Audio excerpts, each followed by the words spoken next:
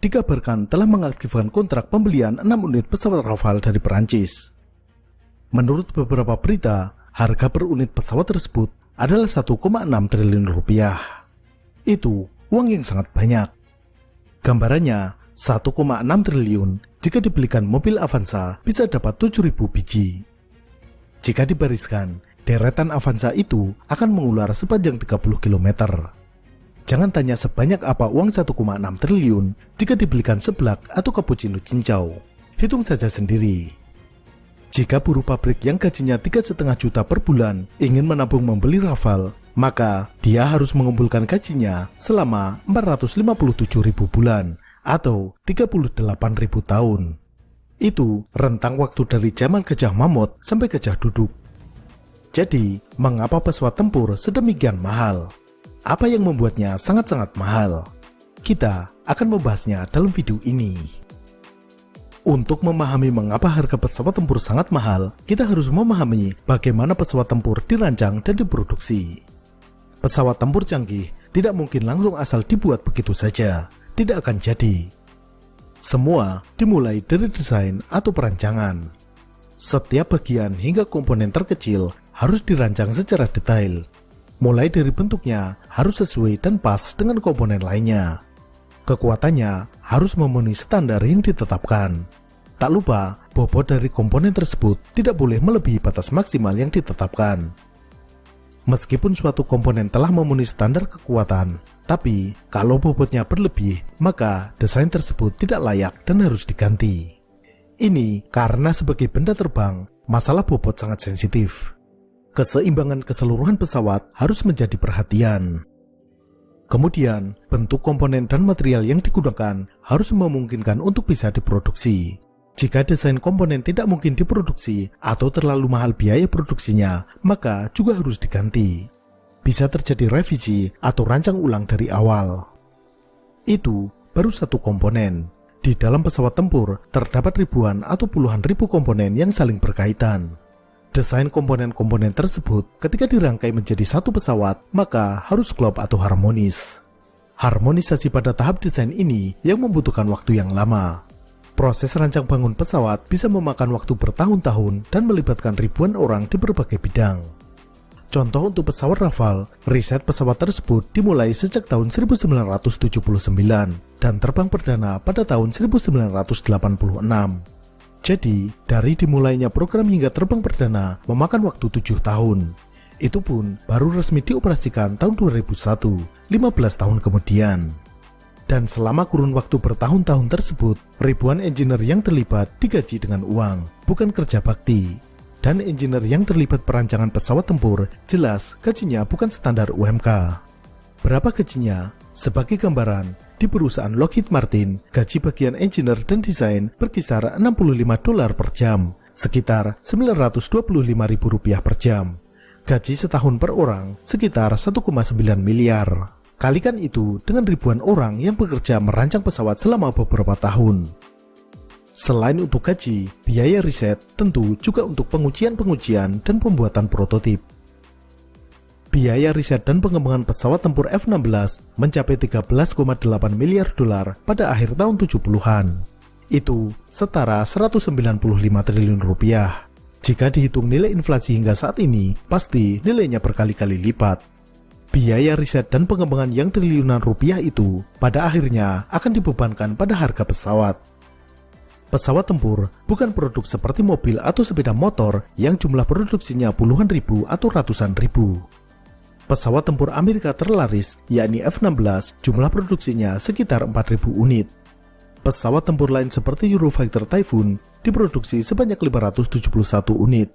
Sukhoi 27 dan variannya sudah dibuat sebanyak 680 unit.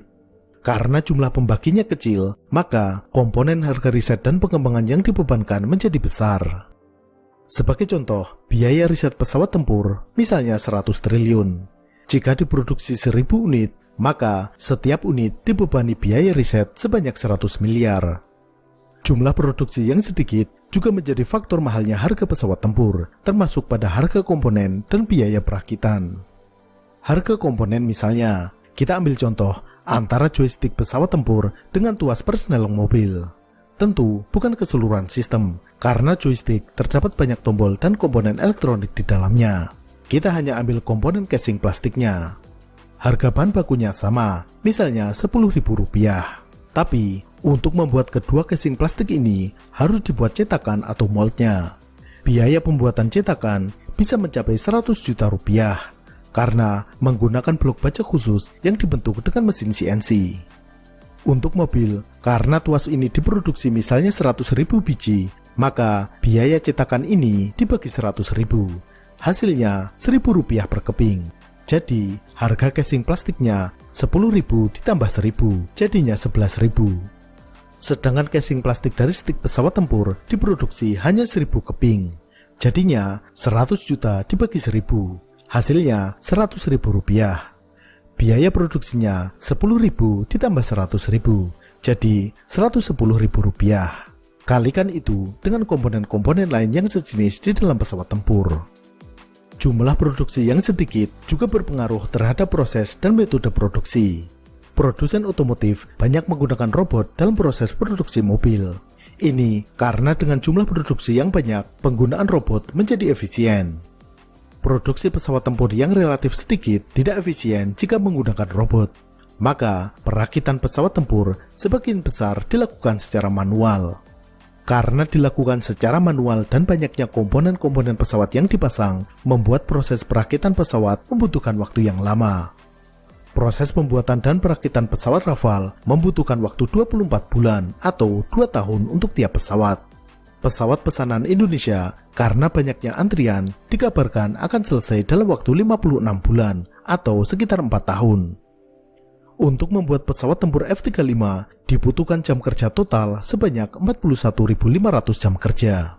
Jika dikalikan dengan upah teknisi per jam misalnya $30, maka labor cost atau upah tenaga kerja untuk merakit pesawat tempur tersebut adalah sekitar 18 miliar.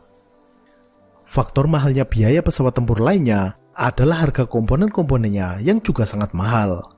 Komponen-komponen pesawat tempur seperti mesin jet, sistem avionik, elektronik dan radar, sistem persenjataan dan sebagainya adalah barang-barang berteknologi tinggi yang tentunya berharga mahal.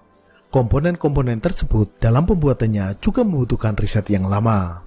Material pembuatnya kadangkala juga menggunakan material eksotik yang langka semisal rare earth material. Misalnya pada perangkat sensor optik ataupun radar. Sebagai contoh, lensa pada perangkat inframerah tidak bisa menggunakan lensa kaca biasa, karena sinar inframerah tidak bisa menembus kaca. Material yang bisa digunakan sebagai lensa misalnya germanium, yang harga per kilogramnya sekitar 15 juta rupiah.